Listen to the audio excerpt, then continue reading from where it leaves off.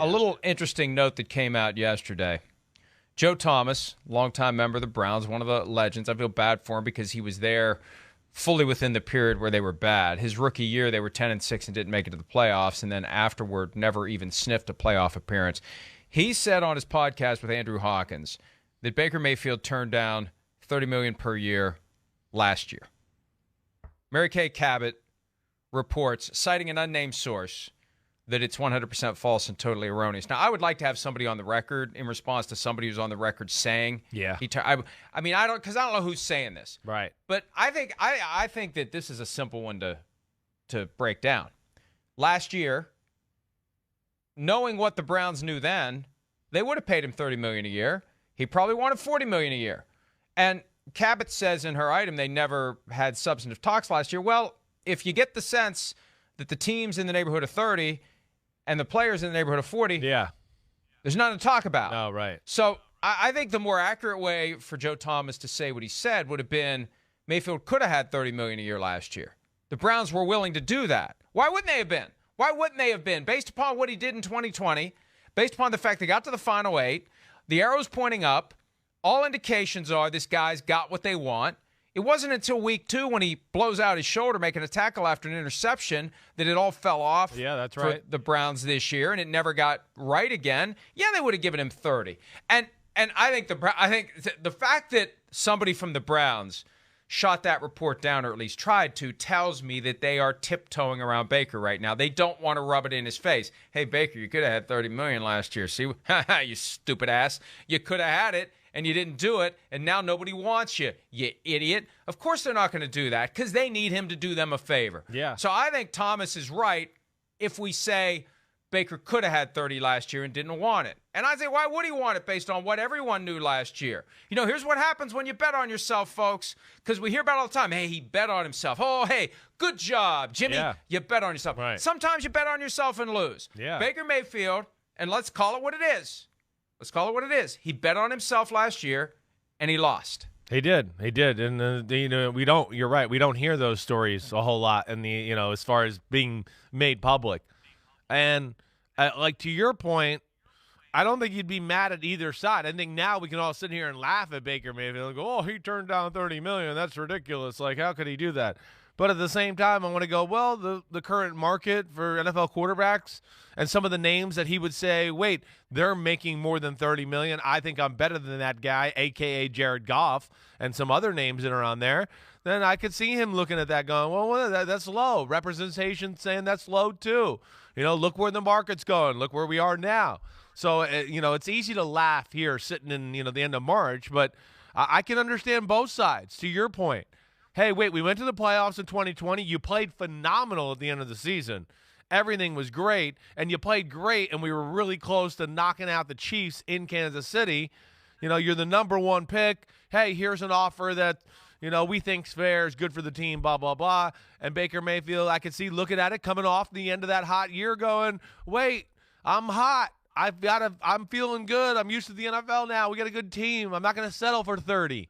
And now we're stuck here, and yes, it's a dirty, dirty business, and, sometimes when you bet on yourself, you do get screwed over. I can sit here and tell you, sometimes you bet on yourself and you lose an organ and don't get your money, all right? That's just the way it goes. Yeah. But I do agree with you. A year ago, I'm trying to think of something appropriate to say, and I can't, so I'm just going to move on. Good. You never want to lose an organ, that's for damn sure. But a year ago, we would have said he's right to not want 30. Right. We would have said that. Of course he shouldn't want 30. And I think everything that has transpired between Baker Mayfield and the Browns traces to the fundamental disconnect between what he wanted and what they would have paid. And this is a byproduct of this expanding accordion of quarterback market where it's broader than it's ever been, and it's more and more difficult to find a spot where the team and the player agree that's the value. That's exactly what's going on between the Cardinals and Kyler Murray right now. Right. That's the root of their problem. Right. Hey, we'd love to have you. We'd love to have you. We're going to give you a second contract. And wait till you see what it is. And then you find out what it is and you say, well, gee, thanks for your willingness to sign me to a new contract that is far below what my value would be elsewhere. Thank you very much for that. I appreciate being lowballed by you. Now cram it up your butt sideways. I mean, that introduces a new dynamic. It does. To these relationships. It does. Because, not long ago, it was, all right, let's see, you're a quarterback, you're up for a new contract. Are you good or are you bad? Oh, you're good. All right, you're the highest paid player in NFL history by $500,000 a year. Right. Next guy up for a contract. Are you good or are you bad? Oh, you're good. You're the highest paid player in NFL history. Now it's like throwing a dart. It's a giant dartboard as to what the right value is. I think that's where it went off the rails. Yes. For Mayfield and the Browns, and it forced him to bet on himself. Yeah. And the Browns won that bet, although, congratulations, Browns. You've got a gigantic PR problem. You have a quarterback you're going to pay $230 million over the next 5 years, and you can't wait for the future to arrive soon enough so you win some games, and people quit criticizing you for doing it. Well done. Well done, right. Browns. And the guy might be suspended, and you have to trade a quarterback that you might have to pay $18 million. I know. Yes. And I think we kind of hit it all there, I think, really, when you look at it that way. It's an interesting time in our league right now with the quarterback situation. There is. It seems like we're getting into there's going to be a tiered class, which there probably should be, like we've talked about for a long time too. I mean, I know we were at the forefront when that was going on. Next guy up, highest paid player ever, highest paid. We were always going, why? What are you talking about? Why? Who said you had to make him the highest paid player when he's the 10th best quarterback? I don't understand that. So, yeah, this is going to be kind of the dance of this situation and figuring out where some of these guys fit. And Cleveland, yeah, they got a little bit of an issue on their hand. And Joe Thomas, to your point too, Mike, I just want to hit on that.